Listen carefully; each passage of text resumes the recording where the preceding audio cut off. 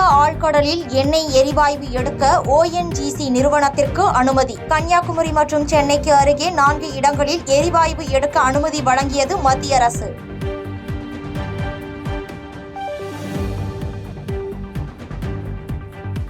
NEET முறைகேடுகள் குறித்த பிரத்யேக இணையதளத்தை தொடங்கியது தேசிய தேர்வு முகமை. கடந்த ஆண்டு வினாத்தாள் கசிவு புகார் வெளியான நிலையில் நடவடிக்கை.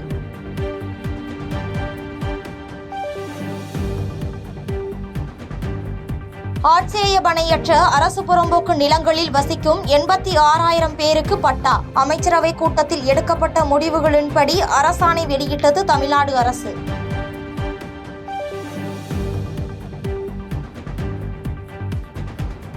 தமிழகம் புதுச்சேரியில் இன்றும் நாளையும் மழைக்கு வாய்ப்பு. சென்னை வானிலை ஆய்வு மையம் கணிப்பு.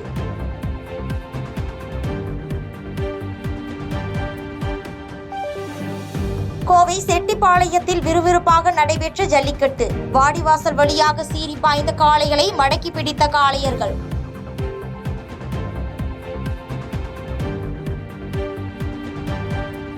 சென்னை மற்றும் புறநகரில் அடுத்த 24 மணி நேரத்தில் பகல் நேர வெப்பநிலை 100 டிகிரி பாரன்ஹீட்டை கடந்து பதிவாக வாய்ப்பு. வானிலை ஆய்வு மையம் எச்சரிக்கை.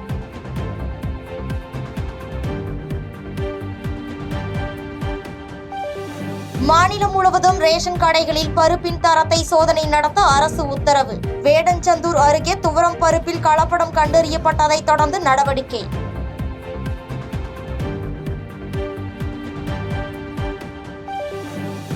பகல்காம் தாக்குதலால் நாட்டு மக்களின் ரத்தம் கொதிக்கிறது. பயங்கரவாதிகளுக்கு வலுவான பதிலடி கொடுக்கப்படும் என்று மனதின் குரல் நிகழ்ச்சியில் பிரதமர் மோடி பேச்சு.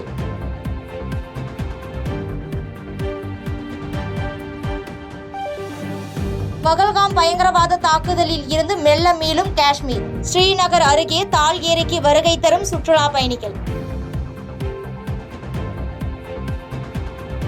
செய்திகளை உடனுக்குடன் தெரிந்து கொள்ள கீழ்கண்ட கேபிள் மற்றும் DTH நெட்வொர்க்குகளில் எம்நாடு செய்தி தொலைக்காட்சியை காணுங்கள்.